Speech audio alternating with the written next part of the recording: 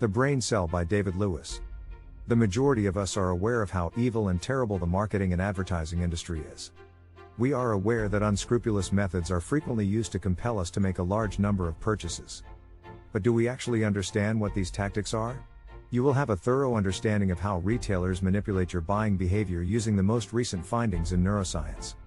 I will explain the distinction between going shopping and doing shopping, the dangers of a cashier crossing their legs, and the foolishness of using your dog's name as a password.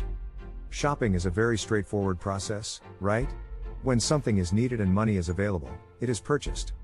Although behavioral analysts, neuroscientists, and psychologists have all researched how we shop for decades, they have all come to the same conclusion: it's not as straightforward as we may believe. To begin with, are you aware that there are two different kinds of shoppers?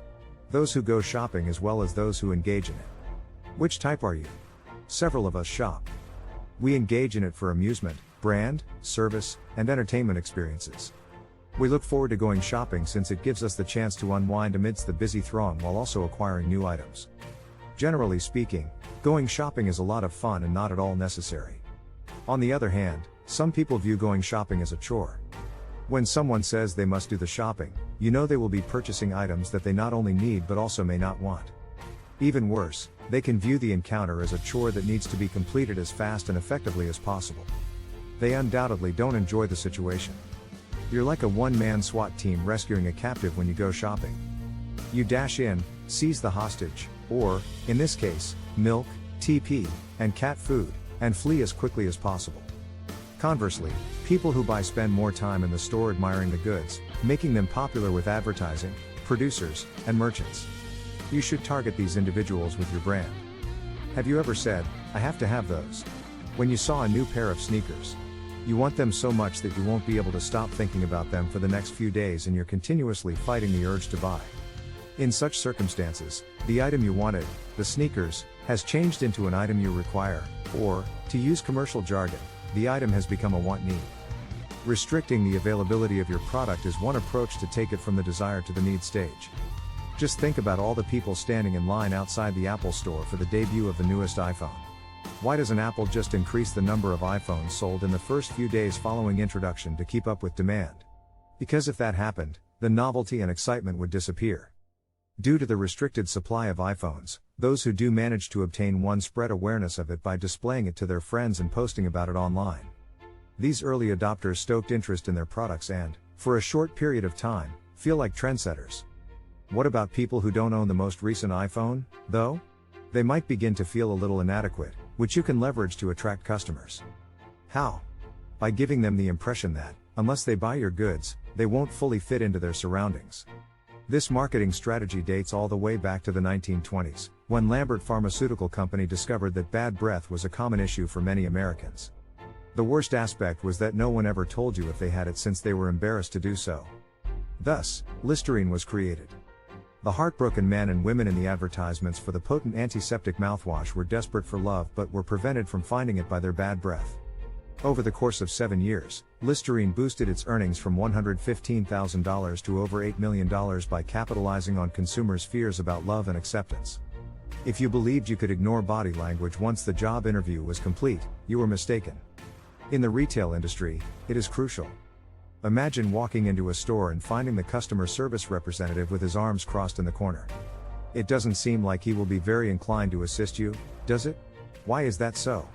Despite the fact that we may not be aware of it, as customers, we have a strong eye for high power positions and low power stances that enable us to determine whether a sales representative is competent, or not. Postures with wide stances or hands on the hips are considered high power poses and can elicit feelings of competence, assertiveness, or even self-assurance. Compared to low power positions like crossed legs or folded arms. While more comfortable, these positions might also come across as dismissive or unskilled, which is bad for sales employees. It's obvious that your posture has a big impact on your decisions as a customer, but did you know that the way retailers force you to bend your arms also has an impact? Over the course of our lives, we come to identify arm flexion, also known as the urge to acquire, with acceptance, whereas arm extension is associated with rejection. Consider how you would greet your best friend, by extending your arm and giving him a hug. What if someone you don't like approaches too closely? You might put out your arm to push her away. Products should therefore be placed on lower shelves so that customers don't have to stretch their arms to obtain what they want. It really seems counterintuitive to extend your arms in this situation. Customers may take up more products from the shelves even when shopping baskets are provided rather than trolleys, which force consumers to bend their arms rather than stretch them. We relate a night at the movies to the nutty scent of freshly popped popcorn and the thunderous sound of an immense orchestra. Such is the influence of sound and smell, two senses that marketers should be very conscious of. Our purchasing decisions are influenced by music and our emotions. This information is used to great use by many retailers. Slow tempo music is played when a business wants us to spend a lot of time buying there, and we automatically slow down as a result. One retail store experimented with playing slower music and discovered that daily sales rose by 38%. Even the musical type can influence our purchasing decisions. For instance, a wine retailer discovered that when classical music was played, customers did not purchase more wine, but rather more expensive brands. What's going on with our nose while our ears are being sold to without us even noticing it? Basically the same. Similar to how popcorn conjures up images of movie theaters, some other smells can cause buyers to experience emotions that could increase sales. In South Korea, Dunkin' Donuts arranged for the aroma of coffee to permeate public buses as their commercials played on screens. This is a very inventive example of olfactory advertising. This let folks know they weren't simply selling donuts but also coffee. As a result, their stores saw a 16% rise in visitation and a 29% increase in revenues. Utilizing the hormone oxytocin, which strengthens the link between mother and child, is another intriguing way to employ fragrance in retail. Some businesses might employ it to inspire confidence in consumers who breathe it in. For example, casino owners would be totally in favor of it. We've now seen a number of strategies businesses can use to motivate customers to make wiser purchasing decisions. If you're a consumer, however, and you want to avoid falling for the same traps, what should you do? Continue reading. What can we do to combat dishonest merchant practices? Can we resist or are we defenseless? We can. This is how. Eliminate impulse buying first. When you're sad or on vacation, you're most vulnerable. The figures support this. Each year, retailers in the US and UK make almost £24 billion on impulsive purchases. If you're feeling down and want to go shopping to lift your spirits, stop. What you wish to acquire, do you truly need it? Your declining financial account won't lift your spirits. The same is true with trips. You don't have to purchase each of those souvenir shirts, even though you might be overjoyed and eager to leave. However, if you struggle with even remembering to ponder it through, there is hope. There is a method that could be useful. The secret is to visualize something fantastical. Such a notion can help you break free from compulsive behaviors and stop impulsive buying. How? Our conscious minds are only capable of retaining one main notion at a time. You can keep your mind from thinking about anything else, even your present buying alternatives, by giving it something insane and vivid to envision. Even though this diversion can only persist for a little period of time, it is long enough for you to pull back and think twice before making a purchase.